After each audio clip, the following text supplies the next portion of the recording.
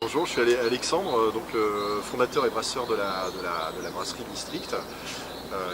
J'ai commencé à brasser il y a 4 ans. Les inspirations, elles sont assez lointaines. Je suis issu d'une famille d'agriculteurs sur plusieurs générations, donc qui font notamment de l'orge de brasserie, et aussi belge. J'ai toujours aimé quand j'étais petit les réunions de famille où en Belgique tout le monde ramenait son petit pack de bière et avec les bières de son village. Et je me dis si c'est marrant, en France on n'a pas ça, on n'a pas de bière de proximité et j'aimais bien cette ambiance, cette convivialité, cet échange qu'il y avait autour de ça. Et pour moi c'était l'ambiance des réunions de famille. Et j'ai découvert la bonne bière comme ça en Belgique, la bière artisanale, traditionnelle. Et après j'ai eu la chance à l'âge de 18 ans, quand je faisais mes études, d'aller aux États-Unis. C'était le début de la craft beer et beaucoup de gens brassaient déjà leur propre bière. Et donc dans les barbecues, ils s'échangeaient leur bière, ils se faisaient goûter leur bière et ça j'ai trouvé ça génial aussi. Je les ai vus brasser un petit peu eux-mêmes et il y avait déjà quelques petites brasseries qui commençaient à éclore et on pouvait acheter leur bière et des bières locales, ce qui était différent de la Bud et de la Bud Light qui envahissaient les boutiques à l'époque. Et de retour à Paris, quand je faisais mes études, j'ai cherché un peu ces types de bières et je suis tombé sur le O'Neill et le Frog and Roast Beef qui venaient d'ouvrir, qui faisaient leur propre bière. Et en fait, pendant toutes mes études, j'ai bu que ces bières et j'allais les voir brasser et ça m'a complètement donné envie de faire ma bière. Et après, de fil en aiguille, j'ai lu une BD qui s'appelle Les Maîtres de l'Orge, qui m'a encore plus plongé dans l'univers de la bière. Et un jour, je suis tombé sur un reportage télé de quelqu'un qui avait décidé de lancer cette petite brasserie en Picardie. Je ne sais même plus qui c'était. C'était sur M6. Et j'ai dit, bah, allez, ok, c'est bon. Je me suis renseigné sur Internet et j'ai dit, un jour, je vais faire ma bière. Ça s'est fait en fait tout naturellement. Finalement, je brassais chez moi quasiment tous les week-ends. J'ai créé la marque, ça a plu, j'ai fait un petit lancement, ça a plu. Et j'ai quitté mon ancienne boîte pour passer à 100% et en fait on se retrouve à brasser tous les jours sans savoir trop pourquoi ni comment. Mais bon, c'est la passion qui parle. Mon inspiration, elle vient de la musique. En fait, c'est venu le lendemain d'un concert. J'allais voir un concert de New Order qui avait fait un morceau qui s'appelle Confusion. Et donc le lendemain, je brassais ma bière, la Future Confusion. En fait, c'est une blonde. Je me suis un peu planté dans les dosages. Elle est sortie un petit peu ambrée.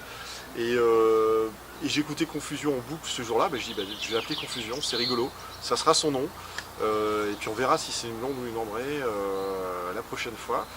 Et c'est venu comme ça. Et puis après, je me suis dit, comme j'écoute toujours de la musique pendant que je brasse, je vais donner le nom des morceaux que j'écoute le jour où je crée la recette, où je brasse la bière pour la première fois.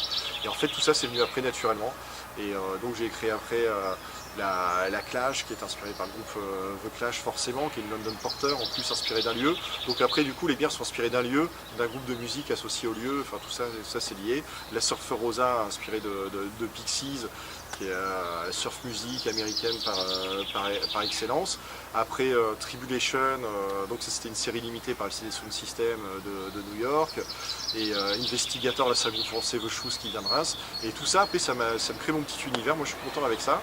Et ça m'inspire en plus vraiment sur les bières parce que la musique, le rythme de la musique va me faire des bières un petit peu plus corsées, plus légères. Enfin, j'ai essayé d'associer un petit peu tout ça.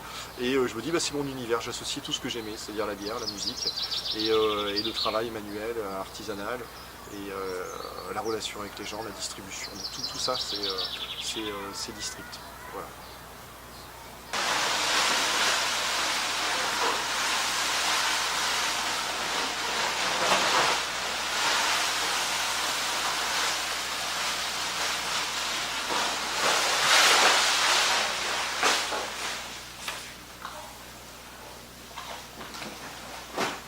Je suis en train de faire l'empâtage.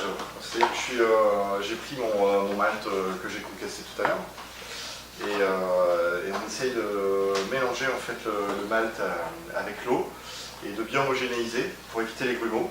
Et l'objectif c'est que l'eau qui a une certaine température, autour de 68 degrés, soit en contact avec l'ensemble de l'amidon qui est contenu dans le malt. Et donc c'est ce qui va permettre aux enzymes de transformer l'amidon en sucre et après on va fermenter en fait. Et là, c'est déjà une étape qui va être assez longue, parce que l'empâtage, ça dure un petit quart d'heure, ça dépend des systèmes. Et puis après, on va brasser la bière pendant 1h30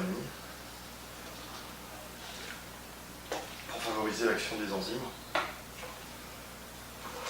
Enzymes qui sont déjà contenus dans le malt. Et c'est pour ça qu'en fait, on a du malt et pas de l'orge pure, c'est que on veut de l'orge germé, justement pour avoir ces fameuses enzymes. Donc l'orge germée, ça s'appelle du malt.